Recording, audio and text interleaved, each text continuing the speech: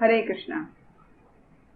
आप सभी का हार्दिक अभिनंदन श्रीमद् भागवतम कथामृतम में। आज हमारा 5वां स्कंद संपूर्ण होने वाला है, तो आज का कथा हम ध्यान पूर्वक सुनेंगे। आइए, कथा शुरू करने से पहले हम मंगलाचरण करते हैं। ओम अज्ञानतिमिरन्धस्य ज्ञानञ्जनाशलाकया चक्षुरुन्मिलितं येन तस्मै श्रीगुरुवे नमः। श्रीचैतन्यमनोभीष्टं स्थापितं येन भूतले स्वयं रूप कदा मह्यं ददाति स्वपदान्तिकं।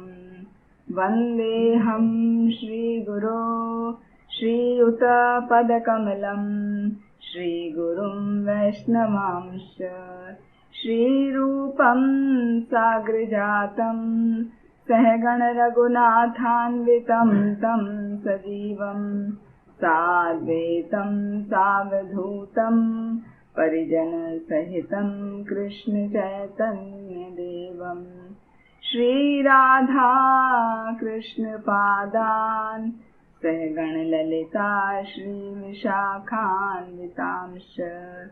हे कृष्ण करुणा सिन्धु दीनबन्धो जगत्पते गोपेश गोपिका कान्त राधा कान्त नमोस्तुते। तप्त कांचन गौरांगी राधे वृंदावनेश्वरी वृषभानुसुते देवी प्रणमामि हरिप्रिये।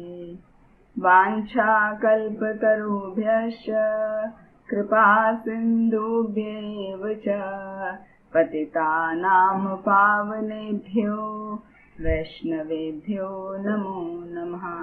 जय श्री कृष्ण चैतन्य प्रभु नित्यानंद श्री अद्वैत गदाधर श्रीवासादि गौर भक्तवृंद। हरे कृष्णा कृष्णा कृष्णा हरे हरे, हरे राम राम राम हरे हरे। श्री चैतन्य महाप्रभु की जय। नमो विष्णुपादाय कृष्णप्रेष्ठाय भूतले श्रीमते भक्तिवेदांत स्वामिनिति नामिने। नमस्ते सारस्वते देवे गौरवाणी प्रचारिणे निर्विशेष शून्यवादी पाश्चात्य देशतारिणे। ओम नमो भगवते वासुदेवाय। ओम नमो भगवते वासुदेवाय। ओम नमो भगवते वासुदेवाय। नारायणं नमस्कृत्यं नरं चैव नरोत्तमं देवीं सरस्वतीं व्यासं ततो जयमुदीरयेत्। नष्टप्रायेष्व भद्रेषु नित्यं भागवत सेवया भगवती उत्तमा श्लोके भक्तिर्भवति नैष्टिकीः। मूकं करोति वाचालं पंगुं लङ्घयते गिरिं यत्कृपातमहं वन्दे श्रीगुरुदीनतारिणं परमानन्दमाधवं श्रीचैतन्येश्वरम्। हरे कृष्णा। तो हमारा 5वां स्कंद चल रहा है श्रीमद् भागवतम का, और अभी तक हमने जितने चैप्टर्स देखे हमने उसमें मुख्य जो देखा वो भक्ति योग ही देखा, कि वो सभी भक्ति योग का ही समझाया जा रहा है। और पिछला वाला जो चैप्टर था, पिछले वाला जो हमारा एपिसोड था, वो एकदम अलग था। अलग ऐसे था, उसमें पूरा यूनिवर्स का स्ट्रक्चर समझाया गया था। हमारा पृथ्वी लोक कैसा है, उसके ऊपर के लोग कैसे हैं, और आज वर्णन आएगा उसके नीचे के लोगों का। तो और फिर उसके बाद जैसा हमने पिछली बार कहा था कि किस प्रकार हमारे पुण्य कर्म और पाप कर्म के हमें क्या क्या फल मिलते हैं, वो भी आज के एपिसोड में पूरा कवर करा जाएगा। तो आज का एपिसोड बहुत ही इम्पोर्टेंट है। सभी से अनुरोध है, सभी से विनती है कि सभी लोग पूरा क्लास अटेंड करें, वो हम सभी के फायदे के लिए है। तो सभी को अच्छा लगेगा। जो श्रीमद् भागवतम में बताया गया है उसका वर्णन है। तो जैसा हम बता रहे थे पिछली बार कि जो उच्च लोक हैं, हमारे पृथ्वी से ऊपर के जो लोक हैं वो कैसे हैं। पृथ्वी के ऊपर विद्याधर लोक, चारण लोक, सिद्ध लोक, फिर उसके बाद में सूर्य लोक। सूर्य लोक और सिद्ध लोक के बीच में राहु लोक आता है। फिर सूर्य के आगे चंद्रमा, शुक्र, बुध, मंगल, बृहस्पति, शनि, सप्तऋषि, और फिर ध्रुव लोक, और ध्रुव लोक के आगे महर लोक, जन लोक, तपलोक, सत्यलोक और वैकुंठ लोक। फिर जाके ब्रह्मांड की जो परतें होती हैं वो 8 लेयर, वो कौन सी होती हैं? भूमि, रापो, अनलो, वायु, खम, मनो, बुद्धि, ये जो 8 लेयर हैं वो हैं। तो वहां तक पूरा वर्णन पिछली बार के एपिसोड में हमने सुना था। आज हम जो लेने वाले हैं वो है पृथ्वी से नीचे के लोगों का वर्णन। वो नीचे के लोग जो हैं वो बिल स्वर्ग भी कहा जाता है। वो निम्न लोक जो हैं वो 7 निम्न लोक हैं। उनके नाम है अतल, वितल, सुतल, तलातल, महातल, रसातल और पाताल। तो उनका क्या स्पेसिफिक फीचर्स हैं वो हम सब जानेंगे। तो ये जो नीचे के लोक हैं ये वास्तव में निम्न लोक इनको कहा जाता है। इनको बिल स्वर्ग कहा गया है। इनको बिल स्वर्ग इसलिए कहा गया है क्योंकि इनका जो विशेषता है, इनमें जो ऐश्वर्य है वो देवताओं के उच्च लोकों से भी कहीं अधिक है। अब आप देख सकते हैं कि उच्च लोकों में जो स्वर्ग लोक कहे जाते हैं, जो देवताओं के लोक हैं, जैसे महर लोक, जनलोक, तपलोक, सत्यलोक और वैकुंठ लोक, इन सब में जितना ऐश्वर्य है, जितना सुख है, किसी प्रकार का कोई कष्ट नहीं है, उससे भी ज्यादा पृथ्वी के नीचे जो लोक हैं उनका है स्थिति। उनमें और भी ज्यादा सुख और ऐश्वर्य है, लेकिन उनमें साथ में कष्ट भी है। तो वो एक एक करके हम जानेंगे क्या है। तो ये जो कहे गए हैं ये बिल स्वर्ग इसलिए क्योंकि उनमें ऐश्वर्य देवताओं के ऐश्वर्य से भी ज्यादा अधिक मात्रा में पाया जाता है, और यहाँ पर किसी भी तरह की कोई बाधा नहीं आती। जैसे हम देखते हैं स्वर्ग में, स्वर्ग के राजा हैं इंद्र, उनको भी कितनी बार बाधाओं का सामना करना पड़ता है। उन्हें लगता है कि कोई यज्ञ कर रहा है तो मेरा सिंहासन लेने के लिए यज्ञ कर रहा है, मेरा राज्य छीनने के लिए, वो यहाँ का राजा बन जाएगा और मुझे वहां से हटना पड़ेगा। तो उसको एक भय रहता है। स्वर्ग लोकों में ऐसा थोड़ा बहुत कुछ ना कुछ भय या किसी तरह का प्रॉब्लम है। हालांकि कुछ नहीं है, लेकिन फिर भी जब कंपेयर करते हैं तो हम जो नरक लोक हैं, जो नीचे के हैं, नरक लोक नहीं कहेंगे, जो पृथ्वी से नीचे के लोक हैं, उनमें उतना भी नहीं है। वहां पर विभिन्न तरह के सुख और आराम हैं। अत्यंत लोगों के जो घर होते हैं वो बहुत ही सुंदर होते हैं, उनके घरों में बागीचे होते हैं और किसी भी प्रकार का उनको बाधाओं का सामना नहीं करना पड़ता भोगों को, विभिन्न प्रकार के भोगों का उपभोग करने के लिए। और इस तरह से वो हमेशा माया से आसक्त रहते हैं और उनसे बाहर निकलने का कोशिश ही नहीं करते, ना ही निकलना चाहते। तो ये जो स्वर्ग नीचे के जो स्वर्ग लोक हैं उनको नकली स्वर्ग लोक कहा गया है, और ये मैदानव ने बनाए हैं। मैदानव ने अपने अनेक भव्य नगरियों का निर्माण किया है और उसमें क्या किया, जितने भी मूल्यवान रत्न हैं उनसे जो ब्रह्मांड के प्रमुख नेता हैं उनका घर उन्होंने मूल्यवान रत्नों से बनाया है। और बीच बीच में बगीचे हैं जो बहुत सुंदर हैं, और ऐसे सुंदर बगीचे और ऐसा सुंदर वातावरण देखकर किसी का भी मन जो है वो आकर्षित हो जाता है इंद्रिय भोग के प्रति। ऐसा वहां का विशाल और सुंदर ऐश्वर्य है। और वहां की विशेषता ये है कि जितने भी नीचे के स्वर्ग लोक हैं, बिल स्वर्ग जिनको कहा गया, ये यहाँ पे सर्प निवास करते हैं, विभिन्न प्रकार के सर्प निवास करते हैं, और यहाँ पर सूर्य का प्रकाश नहीं होता। तो सूर्य का प्रकाश नहीं होने से क्या होता है, हमेशा अंधकार छाया रहता है। लेकिन यहाँ पर क्या है, ज्यादातर सर्प ही पाए जाते हैं। तो सर्प के फण पर क्या होता है, मणि होती है। तो मणि के प्रकाश से वहां पर सब उजाला होता है, जिससे वो अपना सब कार्य करते हैं। तो अंधेरा है, लेकिन वो अंधेरा किससे दूर हो रहा है? सर्प के फणों की मणियों से। वहां पर हर प्रकार का उजाला है, तो मतलब दिन जैसा रहता है वो।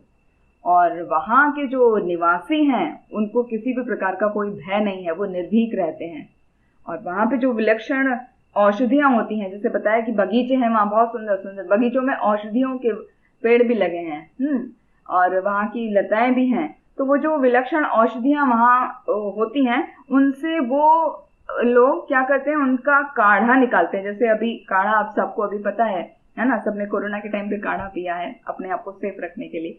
तो वहां बिलस्वर के जो निवासी हैं वो क्या करते हैं, जो औषधियां हैं वहां पर, उनसे वो काढ़ा निकालते हैं, और जब उसको वो पीते हैं, उससे स्नान करते हैं, तो क्या होता है, उनका शरीर पूरे सभी प्रकार के रोगों से मुक्त हो जाता है। उनको किसी प्रकार की कोई मानसिक चिंता नहीं होती, ना ही उनके सर के बाल सफेद होते हैं, ना ही उनकी त्वचा पे किसी प्रकार की कोई झुर्री पड़ती। और जैसे हम देखते हैं कि बढ़ती उम्र के कारण हमारी शारीरिक जो कांति होती है वो क्षीण हो जाती है, तो वहां पर ऐसा नहीं होता। ना ही उन्हें वृद्धावस्था आती, और ना ही उन्हें उनके पसीनों से किसी प्रकार की कोई दुर्गंध आती, ना ही उन्हें किसी प्रकार की कोई थकान होती। देखिए, आपको ध्यान होगा ये सारे कैरेक्टरिस्टिक फीचर्स हमने स्वर्ग लोक के निवासियों में भी बताए थे, वही सब यहाँ पर भी हैं। तो यहाँ पर और ज्यादा ऐश्वर्यशाली हैं। और जो वृद्धावस्था यदि आती भी है समय बीतने के साथ में, तो भी जो वृद्ध अवस्था में जो व्यक्ति हैं उनको नव युवक जैसा उनका उत्साह बना रहता है, उनके अंदर उतनी ही शारीरिक शक्ति होती है। उन्हें भय होता है तो मात्र एक काल मृत्यु का, कि कब काल मृत्यु आ जाएगी और कब उनको मरना होगा। खाली उन्हें सिर्फ इसी बात का भय रहता है, अन्यथा उन्हें किसी प्रकार का कोई भय नहीं होता। तो काल मृत्यु में वहां पर कैसे आती है, सुदर्शन चक्र जो भगवान का होता है वहां वो प्रवेश करता है, और उसका उन्हें डर बना रहता है। क्योंकि जब भी वहां सुदर्शन चक्र प्रवेश करता है उन नरक लोकों में उनको दंड देने के लिए, तो क्या होता है, वहां जो दानव हैं, जो असुर हैं, उनकी जो स्त्रियां हैं उनके गर्भ गिर जाते हैं उसकी चमक से भयभीत होकर, क्योंकि उनको बहुत भय होता है केवल मृत्यु का, और किसी तरह का उन्हें कोई भय नहीं है। तो ये जो नरक लोक हैं, जो पृथ्वी के नीचे के बिल स्वर्ग हैं, ये 7 हैं। अब एक एक करके हम उनका वर्णन करते जाएंगे। तो पहले है अतल, जैसे बताया था, अतल, वितल, सुतल, तलातल, महातल, रसातल, और लास्ट में पाताल। तो पहला है अतल। अतल जो है वो मैं दानव के पुत्र बल ने बनाया था। तो जितने भी ये लोग हैं ना, वो सब मैं दानव के बनाए हुए हैं। तो मैं दानव के ही रिलेटिव्स ने उनको एक एक करके ऐसे लिया। तो मैं दानव का जो पुत्र है, बल नाम है उसका, तो उसने 96 प्रकार की माया शक्तियों का निर्माण किया, और वो वहां का स्वामी है। और वहां के लोगों को क्या करते हैं, दूसरों को ठगने के लिए उन माया शक्तियों का प्रयोग करते हैं। और ये बल ने क्या किया था, अपनी जमाई लिया, तो उसकी जमाई से 3 प्रकार की स्त्रियों का जन्म हुआ, उत्पन्न हुई। वो किस प्रकार की है, पहली है सावर्णी, उनको बोलते हैं, दूसरी कामिनी, और तीसरी पुंशचली। जो सावर्णी है वो क्या करती हैं, वो अपने ही वर्ग के पुरुषों से विवाह करती हैं। जैसे कि हम आम देखते हैं कि हम अपनी कास्ट मैरिज करते हैं, तो जो सावर्णी है वो स्त्रियां अपने ही कास्ट में मैरिज करती हैं। सेकंड टाइप की है कामिनी। कामिनी मतलब जो काम में बहुत ज्यादा उन्मुक्त होती हैं, तो उनको किसी भी प्रकार के पुरुष से उनको विवाह करने का इच्छा होती है, तो मतलब जैसे इंटरकास्ट मैरिज आप समझ सकते हैं। और तीसरा जो है पुंशचली। पुंशचली क्या होती है, वो पुरुषों के प्रति बहुत ही आसक्त होती हैं, तो वो क्या एक के बाद एक पति बदलती रहती हैं। उनका कोई एक फिक्स नहीं होता, उनका कोई कैरेक्टर नहीं होता, वो अपना बदलती रहती है। तो इस प्रकार 3 प्रकार की स्त्रियों का वहां बल के जमाई लिया, तो उसने वहां पर उससे उत्पन्न हुई। तो वहां पर 3 प्रकार की स्त्रियां इस प्रकार पाई जाती हैं। और जो भी कोई पुरुष अतल लोक में प्रवेश करता है, वहां पर क्या करती हैं स्त्रियां, वहां जो जड़ी बूटी है उसका नाम हाटक है, हाटक नाम की जड़ी बूटी, उसका पेय बनाती है, वो काढ़ा बनाती है और उसको पिलाती हैं। तो वो व्यक्ति के अंदर 10,000 हाथियों जैसा बल आ जाता है, और उसकी वजह से उसकी बहुत इच्छाएं बढ़ जाती हैं, वो इंद्रिय भोग में लगा रहता है, और स्वयं को भगवान मानते हुए वो मोहग्रस्त हो जाता है। और वो ये नहीं देख पाता कि कुछ ही दूरी पर मृत्यु खड़ी है और उसको एक दिन मरना पड़ेगा, वो भूल जाता है। तो दूसरा लोक है वितल। वितल में क्या है, भगवान शिव रहते हैं अपने सभी अनुयायियों के साथ, अपने सभी गणों के साथ। तो वहां पर भगवान शिव के बारे में कहा जाता है वो स्वर्ण की खानों के स्वामी हैं। तो जब वो अपनी पत्नी के साथ में विहार करते हैं तो वहां उस समय जो उनका विरह होता है उससे हाटक नदी उत्पन्न होती है, और वो नदी जब वायु के द्वारा सूख जाती है तो मतलब वायु उस नदी का पान करती है, यानी वायु के द्वारा वो जब नदी सूख जाती है तो बहुत गर्मी होने की वजह से वो उसका वापस से वमन कर देती है, मतलब उसको वापस से निकाल देती है। तो जब उसको वापस से निकाल देती है तो वायु, तो वहां पर एक स्वर्ण की उत्पत्ति होती है जिसको हाटक स्वर्ण कहा गया है। और जो वितल लोक के रहने वाले वासी हैं, असुर हैं, वो उस हाटक स्वर्ण से बने हुए आभूषणों को पहना करते हैं।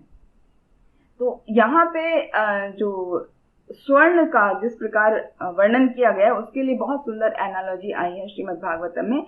उसमें बताया गया यथा कांचनताम याति कास्यम रस विधानतः तथा दीक्षा विधानेन द्विजत्तम जायते नृषाम। यथा कांचनताम याति कांस्यम रस विधानतः, जिस प्रकार कांसा एक प्रकार का धातु होता है, उसको पारे के साथ में जब मिलाया जाता है तो कहा जाता है कि उसको कांसे को पारे के साथ मिला के कांसे को हम सोने में बदल सकते हैं। तो जिस प्रकार कांसे का मरकरी के साथ में पारे के साथ रिएक्शन करने से उसको सोने में बदला जा सकता है, उसी प्रकार यदि कोई निम्न कुल में उत्पन्न हुआ हो मगर यदि वो वैष्णव कार्यों में लगा हुआ है तो उसको ब्राह्मण बनाया जा सकता है। तो यहाँ पर बहुत सुंदर एनालॉजी के साथ उसको समझाया जा सकता है। तो ब्राह्मण बनना कोई कठिन नहीं है, बशर्ते उसको वैष्णव कार्यों में लगा रहना होता है, हमेशा भगवान का ही प्रति पूर्ण रूप से समर्पित होना होता है। तो ये था हमारा दूसरा वाला वितल। अभी है तीसरा सुतल। सुतल जैसा कि आप सभी जानते हैं, आपने सुना था प्रहलाद महाराज का कथा, आप सभी जानते हैं प्रहलाद महाराज का कथा 7th कैंटो में आएगा। तो प्रहलाद महाराज के पुत्र हुए विरोचन और विरोचन के पुत्र हैं बलि महाराज। तो बलि महाराज इस सुतल लोक में राज्य करते हैं, और वो जो राज्य करते हैं तो क्या है, वहां पे वो अपने भक्तों के प्रति हमेशा बहुत ही प्रेम भाव से भगवान सुतल लोक में गदा लेकर उसकी चौकीदारी करते हैं। वो ऐसा क्या है, उसके पीछे एक पूरी कथा है। तो यहाँ पर दो बातों की चर्चा की गई है। पहला तो है कि रावण जो था, एक बार रावण बलि महाराज को उसने चुनौती दी। तो चुनौती देने के लिए आया तो उस समय भगवान वामन देव जो कि उनका द्वारपाल बने हुए थे, तो भगवान वामन देव ने उनको अपने पैर से ठोकर मारा। तो ठोकर जब मारा तो 10,000 योजन की दूरी पर उसको फेंक दिया था। तो इस तरह भगवान विष्णु स्वयं वामन देव के अपने अवतार में वहां पर रहते हैं और बलि के इस सुतल लोक की रक्षा करते हैं। और एक बार की बात है कि उसको कैसे मिला, सुतल लोक कैसे मिला। तो इंद्र के कल्याण के लिए भगवान विष्णु ने अदिति के पुत्र वामन के रूप में जन्म लिया। वामन के रूप में प्रकट हुए। अभी कल ही था ना वामन द्वादशी, तो वामन देव कल ही के दिन प्रकट हुए, वामन द्वादशी के दिन। और उन्होंने 3 पग भूमि मांगी थी। तो 3 पग भूमि में, जैसे आप सभी ने ये कथा सुनी होगी कि पहले पग में भगवान ने क्या किया था, पूरा पृथ्वी लोक को कवर कर लिया था और अपना शरीर को बड़ा विस्तार करते चले गए थे। तो शरीर से वो क्या आकाश तक पूरा अंतरिक्ष उन्होंने कवर कर लिया था और अपने हाथों को फैला के स्प्रेड करके 10 दिशाओं को उन्होंने कवर कर लिया था। तो ये उनका पहला पग का था। और दूसरे पग में ऊपर के लोग सारे कवर कर लिए थे, है ना। स्वर्ग जितने भी हैं वो सारे स्वर्ग उन्होंने नाप लिए थे। अभी बचा कुछ ही नहीं बलि के पास, सारा दिशाएं हो गई, पृथ्वी लोक हो गया। पृथ्वी के ऊपर जितने भी स्वर्ग लोक हैं वो सब भगवान ने दूसरे पग में नाप लिए। तो तीसरा पग के लिए उन्होंने पूछा, आप तीसरा पग मैं कहाँ रखूं, तुम मुझे अभी क्या दोगे। तो बलि महाराज ने आत्मनिवेदन कर दिया, आत्मसमर्पण कर दिया कि मैं अपने आप को स्वयं आपको अर्पित करता हूँ, क्योंकि मेरा अहंकार ही है ना। उनको समझ आ गया कि मुझे अहंकार था, तो अपना अहंकार को अपने आप को ही उन्होंने अर्पण कर दिया। तो बलि महाराज के सिर पर वामन देव ने अपना तीसरा चरण रखा। तो इस तरीके से 3 पग भूमि के नाम पर उन्होंने बलि को छल दिया था और तीनों लोक की प्राप्ति कर ली थी। लेकिन उसका रिजल्ट क्या हुआ? बलि महाराज ने जो अपना सब कुछ भगवान को दान में दे दिया, और बहुत ही भक्ति भाव के साथ में दिया, बहुत ही प्रेम भाव से दिया, परेशान होकर नहीं दिया, तो उससे क्या हुआ? भगवान बलि महाराज से बहुत प्रसन्न हो गए और बलि को अपना राज्य लौटा दिया, और इतना बड़ा उसको ऐश्वर्य दिया जो इंद्र से भी बड़ा था। तो इंद्र से भी बड़ा उनको ऐश्वर्यवान बना दिया। तो ऐसा क्यों हुआ? क्योंकि बलि ने प्रेमी भक्त के रूप में भगवान को प्रसन्न किया था, है ना। तो जब भी कोई प्रेमवश भगवान का शुद्ध भक्त बन जाता है तो उसको भगवत इच्छा से बहुत अच्छा स्थान प्राप्त होता है। यहाँ पर बहुत सुंदर श्लोक आया है, यस्य हि वावच्छुत पतन प्रस्खलम आदिषु विवशः सकृत नाम अभिगृणन् पुरुषः कर्म बंधन अंजसा विदुनोति यस्य हेवा प्रतिबाधनम मुमुक्षवो अन्यथा एव उपलभन्ते। ये इसी के पर्पट में वो आया है इसी चैप्टर में कि यस्य हि वावच्छुत पतन, यदि कोई गलती से, जैसे किसी को बहुत भूख लगी है या कोई गिर गया, जैसे ठोकर लगने से गिर जाते हैं, या बहुत भूख लगी है तो क्या करता है, या चलता चलता उसको कुछ टकरा गया, या वो बहुत ही अनिच्छा से, मतलब उसका कोई मन नहीं है फिर भी वो भगवान का नाम ले रहा है। जैसे भूख लगी, oh Krishna I am very hungry, बहुत तेज भूख लगी है, कुछ खाने को चाहिए, या आप गिरे, ओ कृष्णा, ओ गोविंदा, ऐसे करके भगवान का नाम लेता है किसी भी स्थिति में, चाहे इच्छा से चाहे बिना इच्छा से, चाहे हंसी करते ही ले, तो एक बार भी सकृत नाम अभिगृणन, एक बार भी यदि कोई भगवान का नाम लेता है वो क्या होता है? कर्म बंधनम अंजसा विधुनोति यस्य हेवा, उसका जो कर्म का बंधन है वो तुरंत ही समाप्त हो जाता है, वो कर्म के बंधन धुल जाते हैं, कट जाते हैं। तो जो प्रतिबाधना मुमुक्षवो अन्यथा एव उपलभन्ते, तो जो मुक्ति की इच्छा करता है, जो मुक्ति चाहता है भगवान से, वो भगवान का नाम भला क्यों नहीं लेगा? यदि किसी को पता है कि हमने एक बार यदि गलती से भी भगवान का नाम ले लिया, भले हम कहीं ठोकर लगने से हमने भगवान का नाम लिया, हमारे मुख से निकला, या हम लड़खड़ा गए, या किसी ने हमको कुछ कहा, हमें टीज किया, तो हमने विवश होके, जैसे भक्त लोग कहते हैं ना, एक बार कृष्ण नाम लो, हरे कृष्णा बोलो, हरे कृष्णा बोलो, तो परेशान होके बोलते हैं, विवश होके। जिसको नहीं बोलने का मन होता तो वो विवश होके बोलते, तो कैसे भी भगवान का नाम लेंगे तो उसके कर्म बंधन तुरंत कट जाते हैं। तो इतना अधिक है भगवान का नाम का असर। तो ये बताया गया है बलि के वृतांत में कि वो तो सब कुछ अपना सर्वस्व दान कर दिया भगवान को, इसीलिए भगवान उसके प्रेम भाव से प्रभावित होकर उसको सब कुछ दे दिए। तो इस प्रकार जो भी भक्त भगवान के प्रति प्रेम करता है तो भगवान उसको क्या करते हैं? अपने आप को स्वयं उसको सौंप देते हैं। जैसे बलि को खुद को सौंप दिया भगवान ने, भगवान क्या बन गए? उनके द्वारपाल बन गए, और वो रावण को क्या एक लात मार के भगा दिया, एक ठोकर मार के भगा दिया। तो इस तरह भगवान भक्त के वश में आ जाते हैं। और इसको एक चीज से और समझाया गया है कि ऐश्वर्य जो है होता है वो दो प्रकार का होता है, भौतिक ऐश्वर्य और आध्यात्मिक ऐश्वर्य। भौतिक ऐश्वर्य जो हमें मिलता है वो हमें हमारे कर्म के कारण मिलता है, और जो आध्यात्मिक ऐश्वर्य होता है वो भगवान की कृपा से मिलता है। जैसे बलि महाराज को मिला, वो आध्यात्मिक ऐश्वर्य है, और जो शुद्ध भक्त का ऐश्वर्य होता है वो उसकी भक्ति के कारण होता है, ना कि उसके कर्म के फल से। ये इसको इस प्रकार समझ सकते हैं कि जैसे सूर्य उदय होने से पूर्व ही रात्रि का अंधकार भाग जाता है ना, मतलब रात्रि चली गई, सूर्य अभी आया भी नहीं, लेकिन दिन का उजाला फैल गया, है ना, सूर्य के भी दर्शन नहीं हुए। तो उसी प्रकार शुद्ध रूप से यदि कोई पवित्र नाम का जप करता है तो उसके नाम जप करने से पहले ही मनुष्य के सभी पाप कर्म क्षय हो जाते हैं, उनसे वो मुक्त हो जाता है। तो जिसे ये सब पता हो वो भगवान का नाम भला क्यों नहीं लेगा?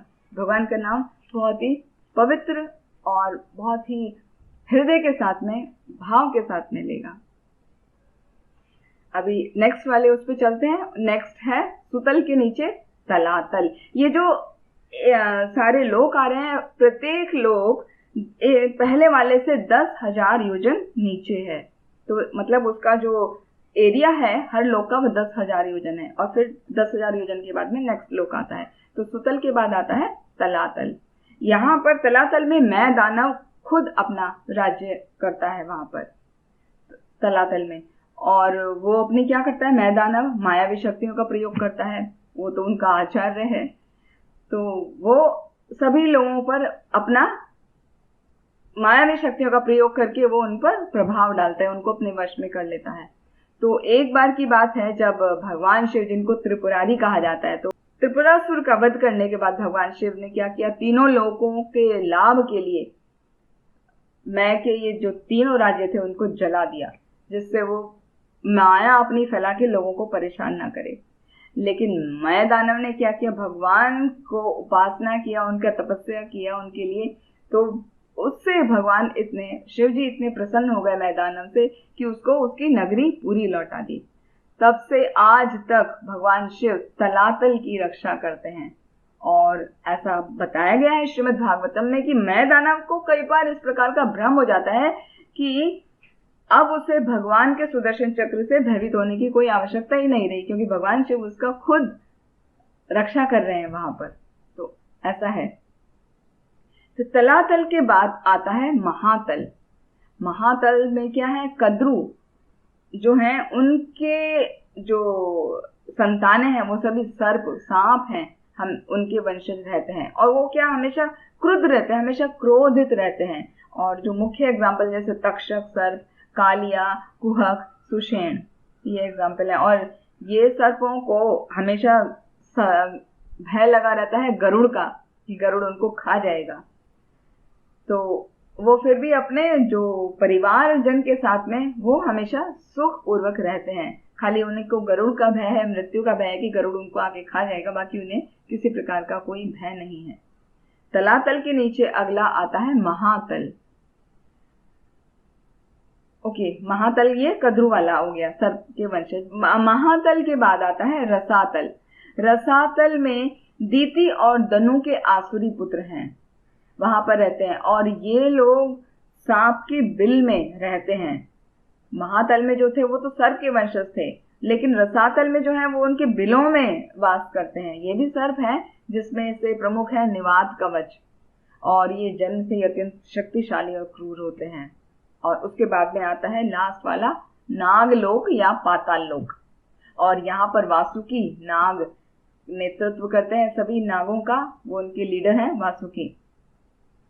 और यहाँ पर साधारण नाग नहीं होते हैं, यहाँ के नाग कैसे हैं, कुछ के फन जो है 5 हैं, किसी के 7 हैं, किसी के 10 हैं, किसी के हजारों फन हैं। और जैसा हमने शुरू में बताया था, उसके फन के सिरों पर क्या है, मणियां रखी होती हैं, मणियां होती हैं। तो उन मणियों से इतना तेज निकलता है, इतना तेज प्रस्फुटित होता है कि वहां के बिल स्वर्ग के सारे लोक प्रकाशित होते हैं, जितने भी हैं। तो सबसे नीचे पाताल था, पाताल से ऊपर है रसातल, महातल, तलातल, सुतल, वितल, अतल। तो यहाँ तक पाताल में वो सब मणियां से प्रकाशित हो रहा है, और ऊपर के सारे सभी लोग प्रकाशित हो रहे हैं।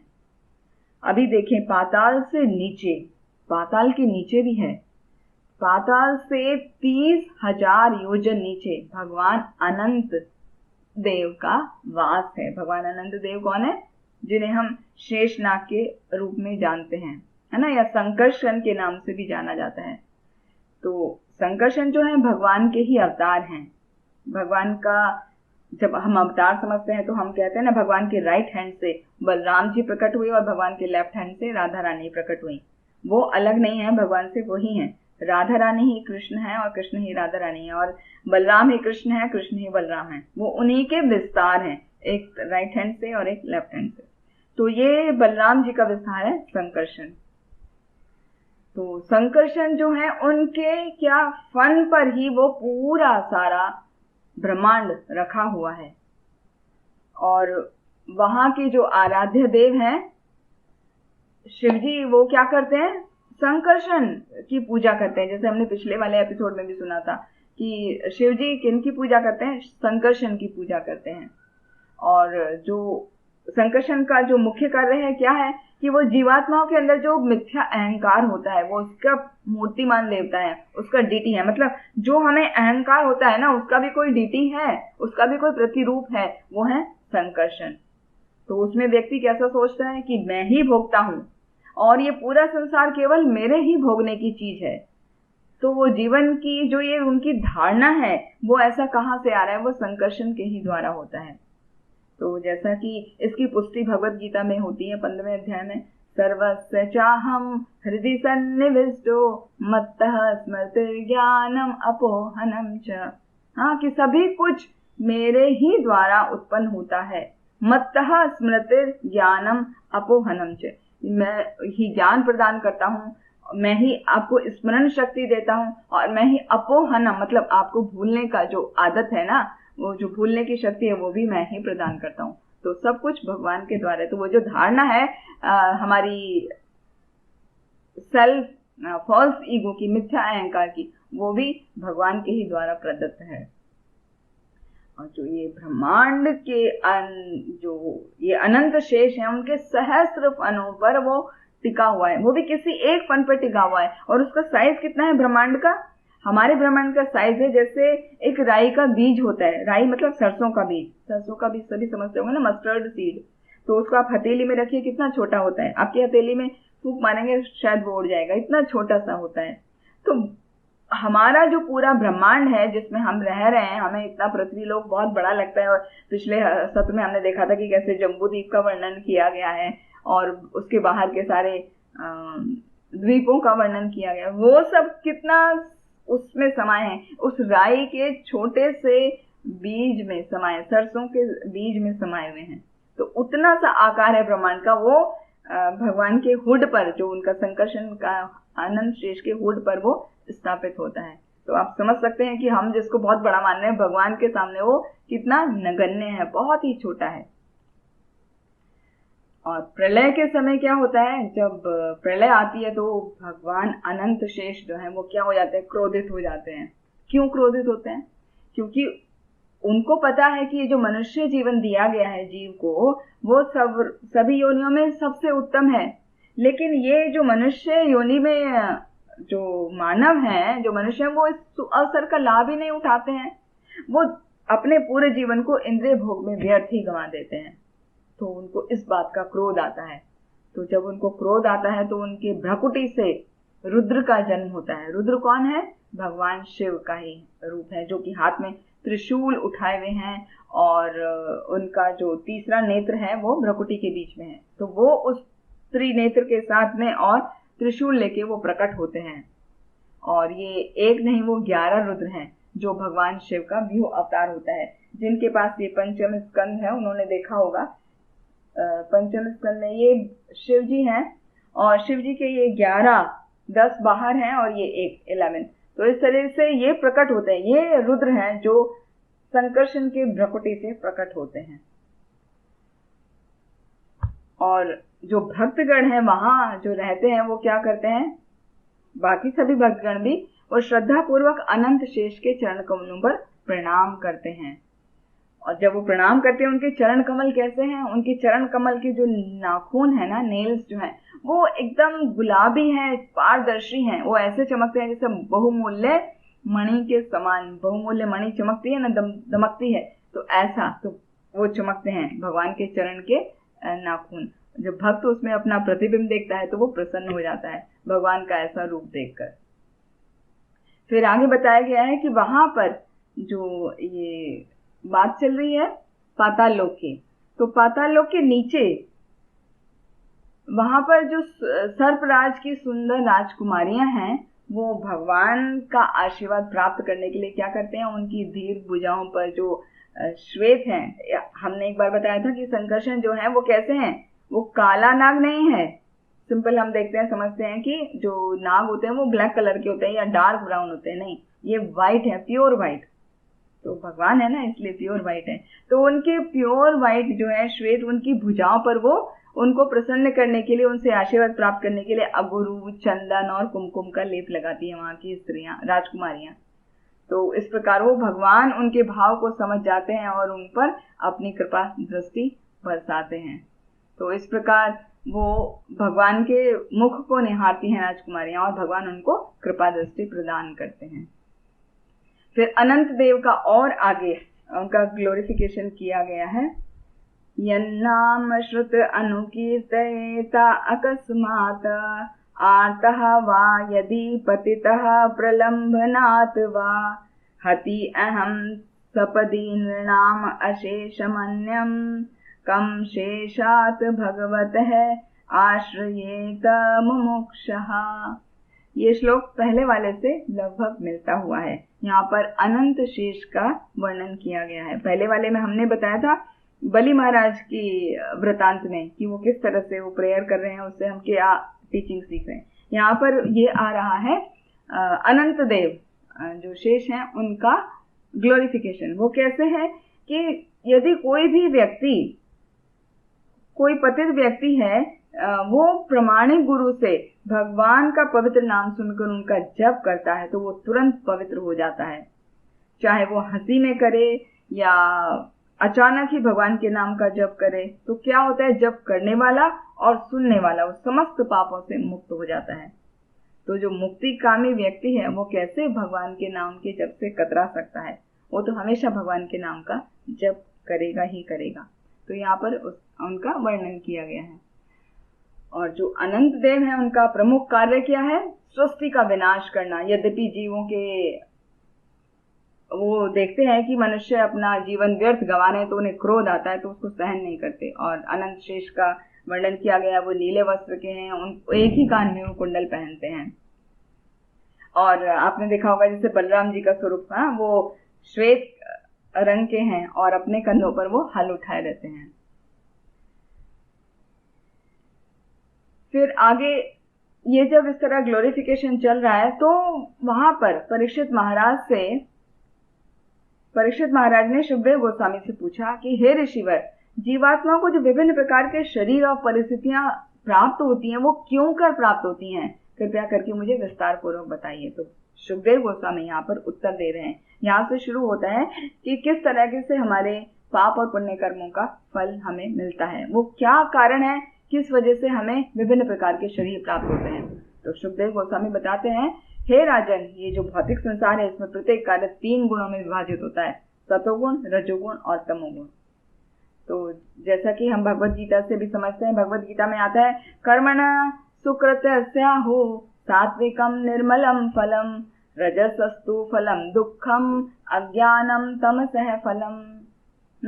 कि जो कोई पुण्य कर्म करता है तो पुण्य कर्म का फल क्या होता है? वो सात्विक उसको कर्मों का फल मिलता है, वो धर्मपरायण हो जाता है और वो हमेशा प्रसन्न चित्त रहता है जो पुण्य कर्म करता है। तो सतुगुण सात्विक बन जाता है। और जो रजसस्तु फलम दुखम, जो राजसिक कार्य करता है उसको क्या मिलता है फल? वो सुख और दुख का मिला जुला उसका जीवन यापन होता है। और जो तमोगुण के प्रभाव में कार्य करता है उसका जीवन हमेशा ही दुखी रहता है, वो कभी सुखी रहता ही नहीं। तो ये सभी प्राणी विभिन्न स्तरों में इन गुणों से प्रभावित होते हैं। किसी में कोई एक गुण अधिक होता है, किसी में कम होता है, किसी में ज्यादा होता है। इस तरीके से करके कम, ज्यादा और मध्यम की श्रेणी में वो रहते हैं। तो इसको कैसे समझ सकते हैं? जैसे कोई व्यक्ति है, ऐसा नहीं है कि वो केवल ही उसमें सात्विक गुण है, उसमें हर में तीनों गुण है, सात्विक गुण भी है, राजसिक गुण भी है, तामसिक गुण भी है। लेकिन कभी क्या होता है, यदि वो पुण्य कर्म करता है तो उसके सात्विक गुण ही नजर आते हैं। हाँ, या कभी वो थोड़ा सा पैशन में आ गया तो उसके राजसिक गुण नजर आ जाते हैं, या कभी ज्यादा सो गया या बीमार है तो उसके तामसिक वाले लक्षण नजर आते हैं। तो इस तरह से हर व्यक्ति तीनों गुणों का मिश्रित रूप होता है। तो कभी उसका तामसिक गुण बढ़ जाता है, कभी उसका राजसिक बढ़ जाता है, कभी उसका सात्विक बढ़ जाता है। तो वो कैसे बढ़ता है? वो हमारे कर्मों के अनुसार बढ़ता है। जैसा हम कार्य करते हैं, जैसा हम कर्म करते हैं, उसके अनुसार हमारे गुण और हमारी प्रकृति बनती है। तो इन तीनों गुणों के मिश्रणों के आधार पर हमारी गति भी बदलती रहती है और उसी प्रकार से हमें स्वर्ग की प्राप्ति होती है या निम्न नरक लोकों की प्राप्ति होती है। जैसे भगवत गीता में आता है ना 14वें अध्याय में, ऊर्ध्वं गच्छन्ति सत्वस्था मध्ये तिष्ठन्ति राजसा जगन्य गुणवृत्ति स्था अधो गच्छन्ति तामसा। हाँ, कि यदि कोई अच्छा कर्म करता है तो कहाँ जाता है? वो स्वर्ग लोकों को जाता है। और जो बहुत राजसी उसमें करता है तो वो यहीं रहता है इसी पृथ्वी लोक पर, और जो कोई बुरे कार्य करता है, पाप कर्म करता है, वो चला जाता है नरक लोकों में। तो हमारे ये जो कार्य हैं वो उनके आधार पर ही हमारा ये सब होता है।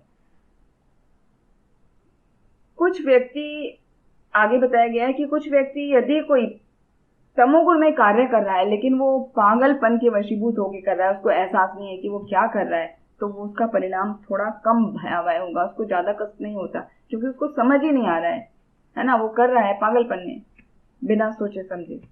लेकिन यदि किसी को पता है पाप क्या है पुण्य क्या है, उसके बावजूद भी वो उसको इग्नोर करके पाप कर्म में लगा रहता है, तो उसको भयावह नरक में भेजा जाता है। और यदि कोई व्यक्ति नास्तिक है, नास्तिक होने की वजह से काम करता है, कोई पाप करता है, तो उसको तो भीषण यातनाओं का सामना करना पड़ता है। तो इस प्रकार व्यक्ति जो है अनादिकाल से अपनी भौतिक इच्छाओं से बंधा रहता है और सैकड़ों हजारों वर्षों तक वो नरक लोक में या स्वर्ग लोक में वो आता जाता रहता है।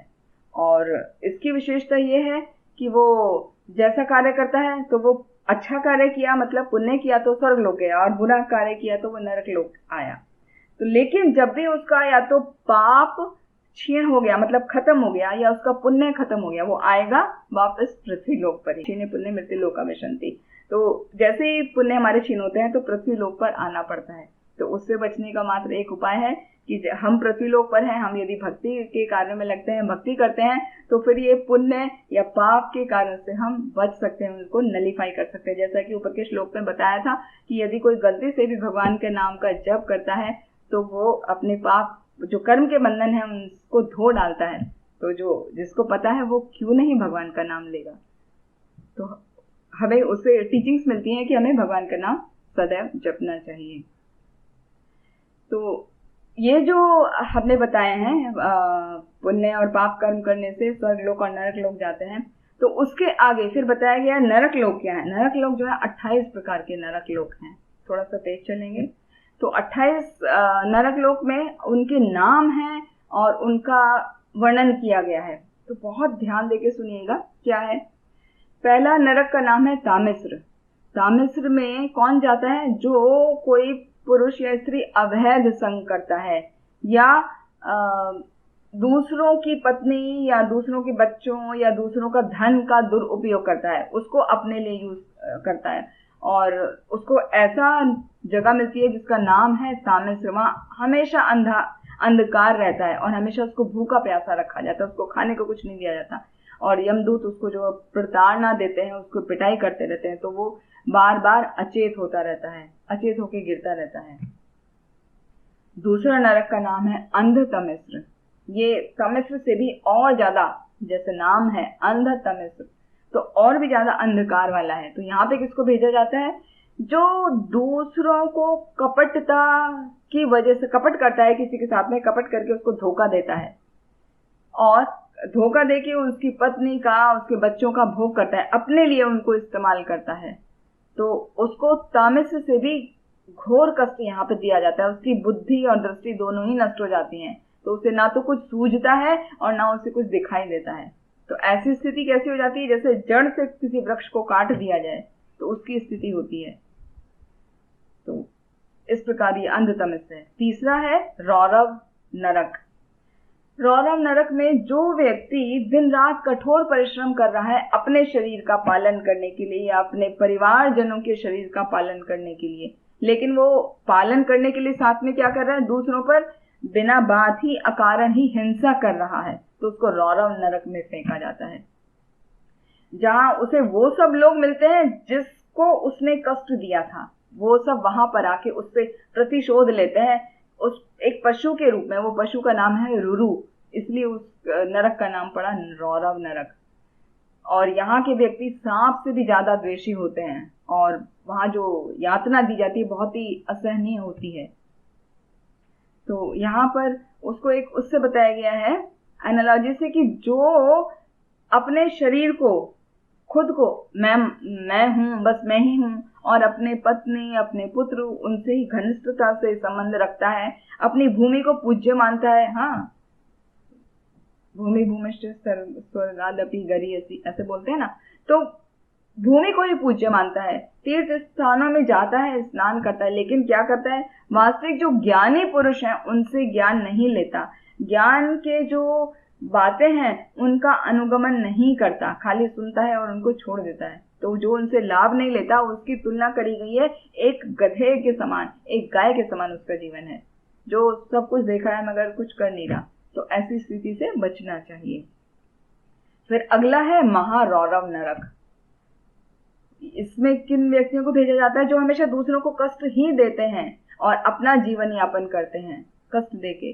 तो वहां पे जो रुरु पशु ऊपर था, यहाँ पर भी रुरु पशु है, लेकिन वो ऐसे भयानक पीड़ा देता है, उसका नोच नोच के ना उस व्यक्ति का मांस खाता है। तो इस प्रकार। फिर नेक्स्ट है कुंभी पाक नरक। कुंभी पाक नरक में किन को भेजा जाता है, जो व्यक्ति अपने जीव को संतुष्ट करने के लिए नॉनवेज खाते हैं, नॉनवेज में जो निरीह पशु हैं उनको मारते हैं, मारते नहीं है तो बना मतलब बाहर से उनका मीट लेके आते हैं, उसको पका के खाते हैं या पक्षियों को खाते हैं। तो ऐसे व्यक्तियों को जो भी नॉनवेज खाते हैं, जो मांसाहार करते हैं, वो कुंभी पाक नरक में डाला जाता है। और कुंभी पाक नरक में क्या होता है, उबलते हुए तेल में जैसे हम पकौड़ा तलते हैं ऐसे उस व्यक्ति को तला जाता है। और यहाँ पर ध्यान देने की बात यह है कि ये जितने भी नरक बता रहे हैं उनकी जो इतनी यातना बता रहे हैं, तो उसमें यातना भले ही अलग अलग हो, लेकिन उसमें होता है क्या है, हर यातना में कभी भी व्यक्ति मरता नहीं है, क्योंकि उसको अलग वहां पे सूक्ष्म शरीर दिया जाता है, तो उसको यातनाओं का एहसास होता है, महसूस करता है उनको, लेकिन उनसे वो बच नहीं सकता, सिर्फ वो परेशान होता है, चिल्लाता है। और दूसरी खास बात यह है कि जो नरक में यातनाएं मिल रही है ना, वो इस प्रकार से है, जो हमने यहाँ पर इस पृथ्वी लोक में रहते हुए किसी के साथ व्यवहार किया, किसी भी प्रकार से दुर्व्यवहार किया, पाप कर्म किया, सेम वही लोग आकर हमको वहां पर नरक में पीड़ा देते हैं। तो कौन से नरक में किस प्रकार की पीड़ा मिलती है और क्या करने से किस नरक में जाते हैं, उसी का चर्चा यहाँ पर चल रही है। अगला है कालसूत्र नरक। कालसूत्र में कौन जाता है, जो ब्राह्मण की हत्या करता है।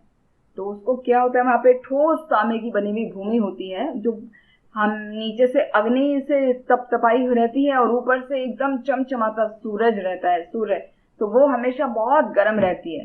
तो वो जो ब्राह्मण की हत्या की है ना, उस व्यक्ति को वहां पे चलने को बोला जाता है, तो उसको चला नहीं जाता, भूख प्यास से वो जलता रहता है, कभी वहां लेटता है, कभी बैठता है, कभी खड़ा होता है, कभी इधर उधर दौड़ता है। तो उसको हजारों वर्ष लग जाते हैं और इतने वर्षों तक उसको पीड़ा वो भोगनी पड़ती है जितने किसी पशु के शरीर पर बाल होते हैं, या उस ब्राह्मण के शरीर पर जितने रोए होते हैं, उतने वर्षों तक उसको वो नरक में रहना पड़ता है।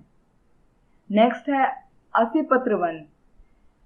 इसमें कहा गया है कि जो आपातकालीन स्थिति ना होते हुए वैदिक पद का त्याग कर देता है, मतलब धार्मिक नियमों का, वैदिक नियमों का पालन नहीं करता, उसको छोड़ देता है कि नहीं मुझे कुछ लेना देना नहीं है, हाँ, तो जो व्यक्ति त्याग कर देता है उसको यमदूत जो है वो कोड़ों से पीटते हैं। और वो कोड़ों से पीटने से बचने के लिए क्या करता है, आसपास जो ताल के वृक्ष होते हैं वहां जाके उनसे अपना मतलब बचाव करना चाहता है। तो ताल के वृक्ष में क्या पत्तियां वहां की नुकीली होती हैं, तलवार के जैसी, वो उसके शरीर को पूरा छिन्न भिन्न कर देती हैं। और ऐसा कहा गया है जो व्यक्ति धर्म निरपेक्षता का पालन करते हैं ना, उनको ये दंड मिलता है कि हम धर्म निरपेक्ष हैं, हम किसी को ईश्वर नहीं मानते, कोई ईश्वर नहीं है, है ना, जो है बस एक एनर्जी है, इस टाइप की जो बातें करते हैं, तो वो वैदिक पद का त्याग कर देते हैं, उनको इस तरह का नरक में यातना भोगनी पड़ती है। अगला है शुकर मुख नरक।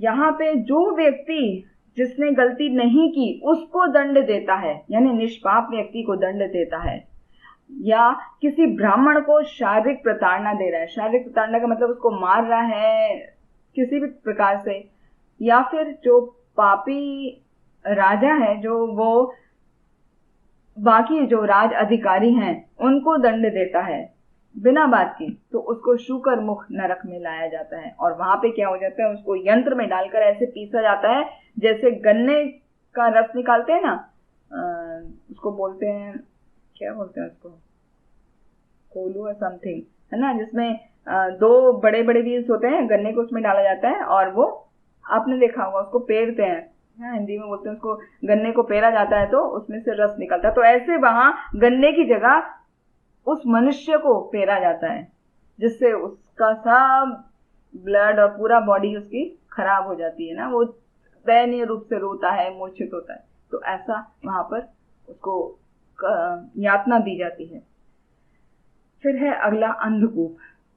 ऐसा कहा जाता है ना कि जैसे मच्छर हमारा खून पीते हैं तो उनको क्या उनको नहीं मिलेगा नरक किसी प्रकार का, क्यों? वो हमें आके कष्ट दे रहे हैं। तो किसी भी योनि में किसी प्रकार का कोई कष्ट नहीं है, किसी प्रकार की कोई नरक यातना नहीं है, एक्सेप्ट मानव योनि, मनुष्य की योनि। क्योंकि मनुष्य की योनि क्या है, उसमें चेतना है, उनको समझ है कि वो क्या कर रहे हैं, उसका क्या होता है। तो वो चेतना होने के बावजूद भी यदि वो दूसरों प्राणियों को मारते हैं, उन पर हिंसा करते हैं, तो उनको अंधकूप नरक में डाल दिया जाता है। तो ऐसे व्यक्ति की क्या होती है हालत, जिन्हें अंधकूप में डाला जाता है, उन्हें नींद नहीं आती है और आराम ना करने के कारण वो इधर उधर भटकते रहते हैं, उनका सर चकराता रहता है, वो ऐसा लगता है अब गिरे अब गिरे। तो इस टाइप का प्रॉब्लम होता है। अगला है कृमि भोज। कृमि भोज में वो व्यक्ति जो भोजन को अतिथियों को, जो हमारे घर में गेस्ट आते हैं, उनको देने से पहले या वृद्धों को देने से पहले, घर में जो बड़े बूढ़े हैं हाँ या बच्चे हैं, उनको देने से पहले खुद खा लेता है, तो उसका जीवन किसी कौवे के बराबर उसकी तुलना करी गई है। तो पहले हमें अपने बड़ों को, बच्चों को, गेस्ट आए तो उनको खिलाना चाहिए, तब खाना चाहिए। और खिलाने से भी पहले पंच यज्ञ करना चाहिए, मतलब उसको भगवान को ऑफर करना चाहिए, फिर उनको बांटना चाहिए, फिर बाद में खाना चाहिए। तो जो ऐसा नहीं करता है उसको कृमि भोज नामक नगर में भेजा जाता है, जहां पर 1,00,000 योजन चौड़ी झील है, वो सब प्रकार की कीड़ों से भरी हुई है, और उस झील में उसको फेंक दिया जाता है। वो उसको मतलब बाधित होना पड़ता है उन कीड़ों को खाने के लिए, और वो कीड़े उसे खाते हैं। तो इस तरह से यहाँ पर यातना मिलती है। नेक्स्ट है संदंश। संदंश में क्या है, जो व्यक्ति बिना किसी जरूरत के, मतलब आपातकालीन स्थिति में छोड़ के, आपातकालीन स्थिति नहीं है, दूसरे के धन को चोरी करता है, सोने को या उसके रत्नों को चुराता है, तो विशेष रूप से किसी ब्राह्मण के यदि वो पैसा को, रत्न को या सोने को चुराता है, तो वो संदंश नरक में जाता है। वहां पे क्या होता है, उसको लोहे के लाल लाल दहकते पिंड और चिमटे जैसे होते हैं, उससे उसकी चमड़ी को, इसकी स्किन को निकाला जाता है, तो उसको बहुत कष्ट होता है। अगला है तप्त सूर्मी नरक। उसमें जो भी कोई अयोग्य स्त्री अथवा पुरुष के साथ व्यभिचार करते हैं, मतलब अवैध संग करते हैं, तो ऐसों को कोड़ों से पीटा जाता है, और गरम धधकते लोहे के विपरीत, जो पुरुष के लिए स्त्री और स्त्री के लिए पुरुष, उनका एक वो बनाया जाता है, जैसे हम देखते हैं, इसको क्या बोलते हैं, जो गारमेंट शॉप पे बाहर खड़े होते हैं ममीज, तो उनको कपड़े पहनाते हैं। तो इस तरीके से वहां पर वो लोहे के धधकते हुए ममीज होती हैं, उनसे उनको जबरदस्ती चिपटाया जाता है, जिससे उनको कष्ट होता है बहुत। तो व्यभिचार का ये है फल, तो हमें ध्यान रखना चाहिए। जो व्यक्ति, अगला है व्रज कंटक शालमली नरक। जो व्यक्ति बिना किसी भेदभाव के मनुष्य और पशुओं के साथ भी, है ना, सेक्स करता है, वो ये भी नहीं ध्यान रखता कि क्या करना चाहिए क्या नहीं, तो ऐसा जनरली जो निम्न जाति के हैं वही करते हैं, बाकी कोई नहीं। तो ऐसों को भी छूट नहीं मिलती है, उनके लिए व्रज कंटक शालमली नामक नरक है। उसमें क्या है, वहां के जो वृक्ष हैं वो एकदम देखने में लगेंगे रेशमी के, रेशम जैसे तने हैं, बहुत सॉफ्ट हैं, लेकिन उनके जो कांटे हैं वो बहुत ही वज्र के समान कठोर होते हैं। तो उसको वृक्ष के शिखर पर लटकाकर नीचे खींचते हैं तो उसका पूरा शरीर कटपट जाता है हर प्रकार से। और जो व्यक्ति प्रतिष्ठित परिवार में जन्म लेने के बाद भी अपने धर्म, अपने कर्तव्यों और शास्त्रों के अनुसार अपना निर्वाह नहीं करता, तो उसको एक नदी है जिसका नाम है वैतरणी, वैतरणी में उसको फेंक दिया जाता है। तो वैतरणी नदी का बताया, जैसे किले के बाहर एक नदी होती है ना उसकी रक्षा के लिए, ऐसे ही नरक के बाहर पूरा एक नदी है, इसका नाम है वैतरणी नदी, जो कि मल मूत्र पीप, रक्त, इन सब खराब चीजों से भरा हुआ है और वहां के जीव जो होते हैं वो उन्हीं को खाते हैं। तो जो व्यक्ति निम्न जाति में जो जन्मे होते हैं, जो शूद्र से भी निम्न होते हैं, वो क्या करते हैं, वो सद्व्यवहार नहीं करते अपनी पत्नी के साथ में और पशुओं के समान व्यवहार करते हैं, सदैव अस्वच्छ रहते हैं, कभी भी साफ सुथरे नहीं रहते। उनको इस बैतरणी नदी में या पुयोद नरक भी बोला जाता है, उसको उसमें डाला जाता है और उनको वही गंदगी खाने के लिए बाध्य किया जाता है। 3 उच्च वर्ण आते हैं, ब्राह्मण, क्षत्रिय और वैश्य, शूद्रों को छोड़ के। उसमें लोग क्या करते हैं, पालतू कुत्तों को ले जाते हैं जंगल में और अकारण ही पशुओं का शिकार करते हैं, है ना, दूसरे पशुओं को मारते हैं। जैसे पहले जमाने में आंख हिट वगैरह किया जाता था, अभी भी बर्ड हंटिंग करते हैं इस टाइप से। हालांकि वो अभी बैन है पूरा, लेकिन फिर भी जाते हैं, वो करते हैं।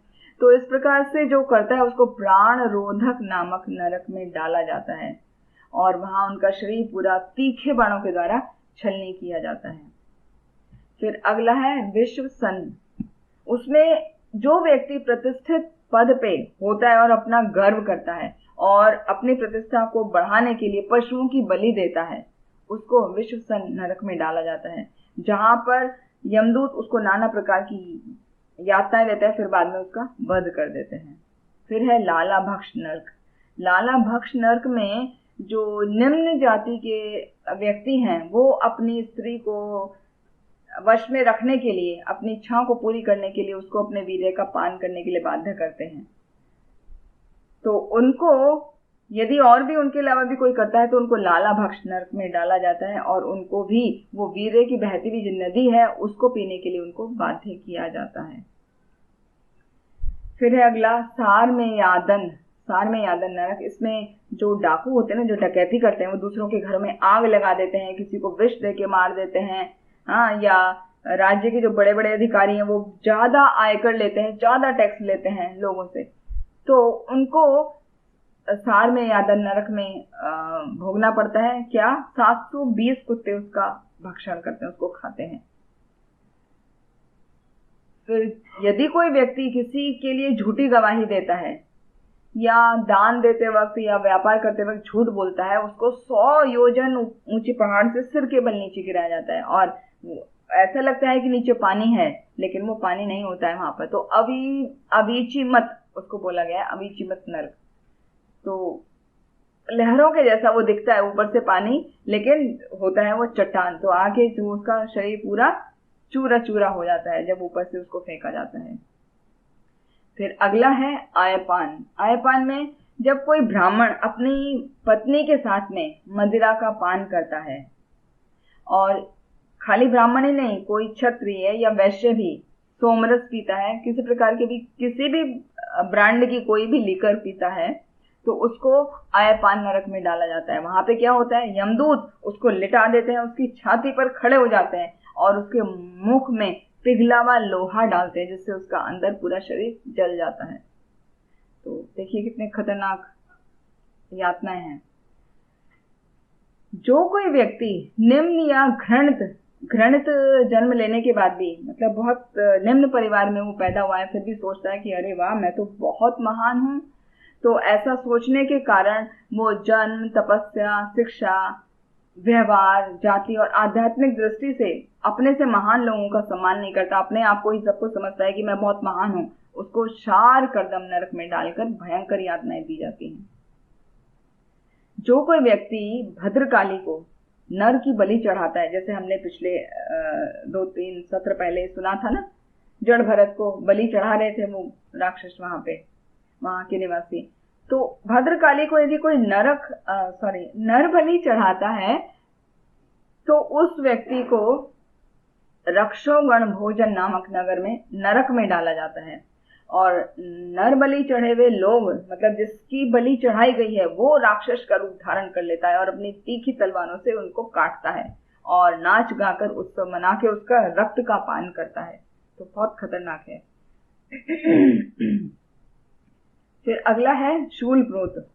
ऐसे लोग जो पशुओं और पक्षियों को आश्रय देने का दिखावा करते हैं, उनको पिंजरे में रखते हैं सुंदर सुंदर और उनको खिलाते हैं, लेकिन कभी मन आएगा तो क्या करेंगे, उसको उनके साथ में खेलते हैं खिलौने की तरह। जैसे आपने देखा होगा बहेलियां होते हैं, या बर्ड वॉचर जो होते हैं वो लेकर आएंगे सुंदर सुंदर बर्ड्स को, अपने केज में रखेंगे, फिर उनको अपने हिसाब से उनको डिफरेंट उनसे आवाजें निकलवाएंगे वगैरह वगैरह, फिर उनको वीडियो बनाएंगे, वो डालेंगे। तो इस तरह के जो है वो अच्छी बात नहीं है, वो पाप है। तो उसको शूल प्रोत नामक नरक में डाला जाता है, जिसमें उस व्यक्ति के शरीर में भाले, सुई जैसे भाले होते हैं, उसको चुबाए जाते हैं, जैसे उसने उस पक्षी को चुबाए थे, उसको केज में रख के।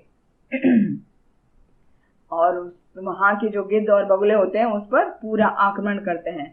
और इस तरीके से जब वो उसको तकलीफ होती है तो वो अपने पूर्व जन्म में किए गए सब पाप कर्मों का स्मरण करता है। फिर अगला है दंड शूक। इसमें ईर्ष्यालु सांप जैसी मनोवृत्ति जो कोई रखता है, सांप को सबसे ज्यादा ईर्ष्या वाला पशु माना गया है, पशु नहीं बोलेंगे, क्रिएचर कहा गया है। जो मतलब सबसे ज्यादा ईर्ष्या करता है उसकी तुलना करेगी सांप से। तो जिसकी ऐसी मनोवृत्ति होती है, सदैव दूसरों पर क्रोध करता रहता है, दूसरों को बिना कारण ही कष्ट देता है, तो उसको दंड शूक नरक मिलता है। वहां पे क्या होता है, 5 फन वाले या 7 फन वाले या उससे भी अधिक फन वाले वो उसको ऐसे खा लेते हैं। जैसे सांप का जो खाना होता है वो क्या होता है, चूहा होता है। तो इस तरह वो व्यक्ति खाया जाता है उन सर्पों के द्वारा वहां पर।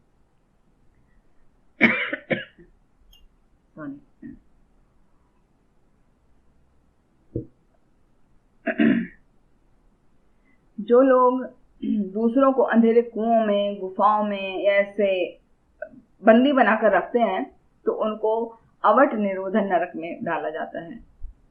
वहां पापियों को अंधेरे कुएं में धकेल दिया जाता है और विषैले धुएं से उनका दम घुटता है, भयंकर उनको पीड़ा सहन करनी पड़ती है।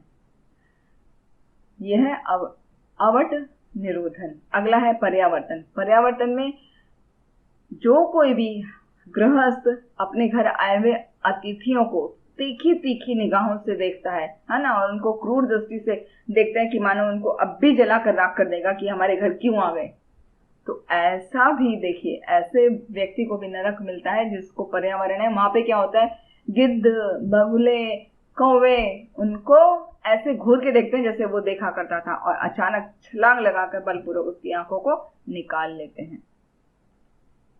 तो ये जितना भी वर्णन हो रहा है, इसका मेन जो बात यह है कि हम किसी भी प्रकार की कोई भी जो क्रिया करते हैं उसका हमें सेम वैसा ही फल मिलता है। जैसा हम व्यवहार दूसरों से करते हैं, अच्छा या बुरा, हमें बाद में, हमारे मृत्यु के बाद में उसका पूरा भरपाई हो जाती है। वैसा ही हमारे साथ होता है। तो हमें हमेशा अच्छा व्यवहार करना चाहिए, अच्छे ही कार्य करने चाहिए, किसी को किसी भी प्रकार का कष्ट नहीं देना चाहिए।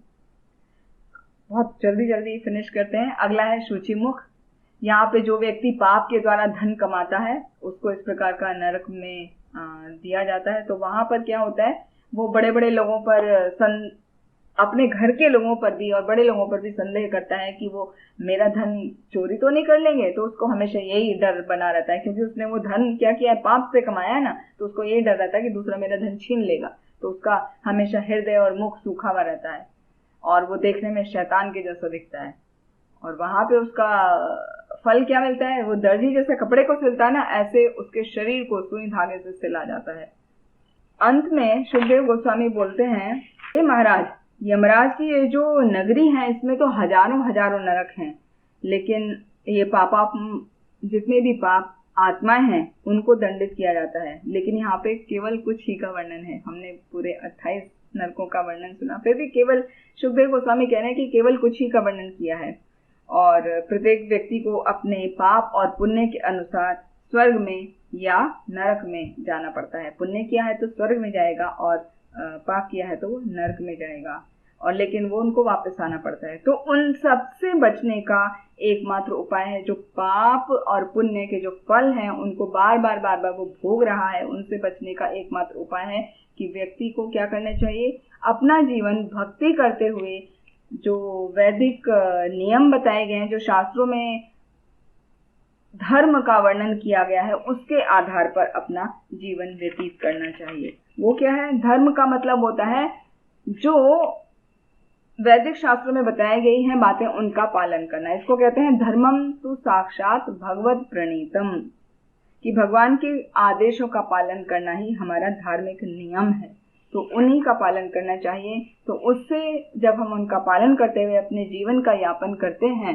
तो हमें इन सब कष्टों से हमारा रक्षा हो जाती है, बच जाते हैं। तो इस प्रकार से आज हमारा ये 5वां स्कंद संपूर्ण हुआ। और ये जो स्कंद है हमारे पूरे श्रीमद् भागवतम 12 स्कंद हैं, जो 12 स्कंद में भगवान का वांग्मय स्वरूप है। पूरे 12 के 12 स्कंद भगवान का वांग्मय स्वरूप है, और उनका यदि हम समझें तो बहुत सुंदर तरीके से वर्णन किया गया है। बस 5 मिनट और लेंगे आपका।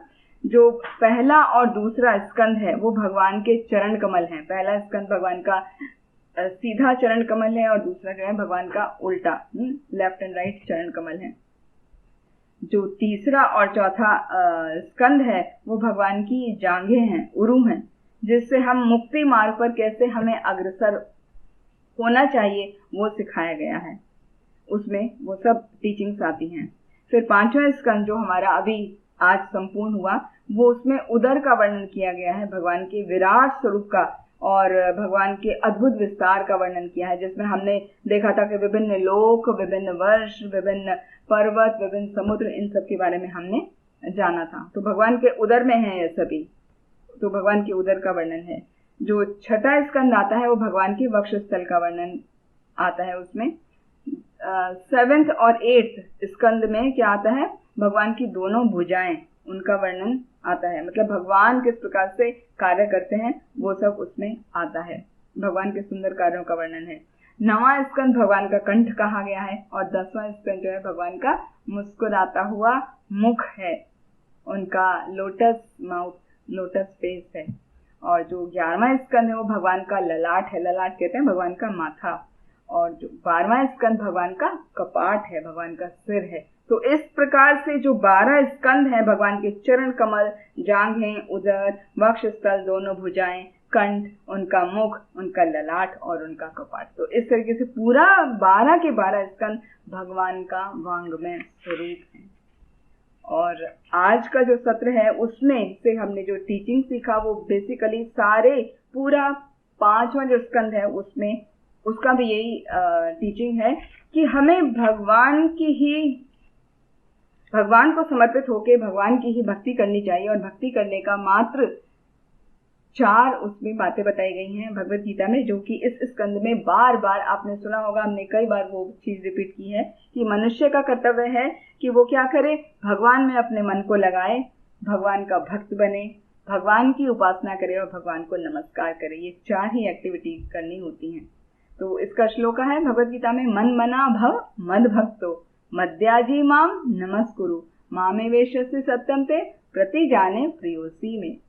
तो आप ये 4 चीजें करोगे, मेरा ही चिंतन करते हुए अपने सभी कार्यों को करोगे, मेरे ही भक्त बनोगे, मुझे ही उपासना करोगे, मुझको ही प्रणाम करोगे, तो नमस्कार और प्रणाम एक ही बात है, तो करोगे तो क्या होगा, आपका जीवन बहुत ही सुंदर हो जाएगा। तो इस प्रकार हम जो भी कार्य करते हैं हमें भगवान को समर्पित करते हुए करना चाहिए। तब हम जो हमने आज सुना विभिन्न प्रकार के नरक, उन सब से बचे रह सकते हैं। और हम पुण्य करेंगे तो हम उन्नति करेंगे, और लेकिन हम भक्ति करेंगे तो हम क्या करेंगे, भक्ति करने से हम वहां पे यद गत्वा न निवर्तन्ते तद धाम परमम मम, भगवद गीता में जैसा आता है कि हम यदि भक्ति करते हैं भगवान को शुद्ध प्रेम भाव भक्ति के साथ में, खाली दिखावट वाली नहीं, शुद्ध प्रेम भक्ति करते हैं तो हम भगवान के धाम को जाते हैं। और जब हम भगवान के धाम को जाते हैं फिर हमारा वापस आवागमन नहीं होता, वो रुक जाता है। अन्यथा हम देख रहे थे कि ऊपर जाएंगे पुण्य क्षीण में फिर आना पड़ेगा, नरक जा रहे हैं वो पाप कट गए तो आना पड़ेगा, तो आवागमन कभी खत्म नहीं होता। उसका खत्म करने का एकमात्र तरीका है भक्ति। तो इसी के साथ हम अपनी वाणी को यहीं पर विराम देते हैं। आप सभी का बहुत बहुत धन्यवाद। ग्रंथराज श्रीमद् भागवतम की जय, श्रील प्रभुपाद की जय। और आज अनंत चतुर्दशी है, कल भद्र पूर्णिमा है, और भद्र पूर्णिमा का बहुत अच्छा अवसर होता है जिसमें श्रीमद् भागवतम का हम अध्ययन कर रहे हैं, सुन रहे हैं। तो उसमें जब कोई भी भक्त या कोई भी व्यक्ति सोने के सिंहासन पर रखकर उनको आरती करता है, श्रीमद् भागवतम की सेवा करता है और या किसी को दान देता है तो उसको पुण्य की प्राप्ति होती है। और हमें अपना जीवन सुचारू रूप से चलाने के लिए हमेशा पुण्य करते रहना चाहिए। इसी के साथ ही हम अपनी वाणी को यहीं विराम देते हैं। नमस्कार। हरे कृष्णा।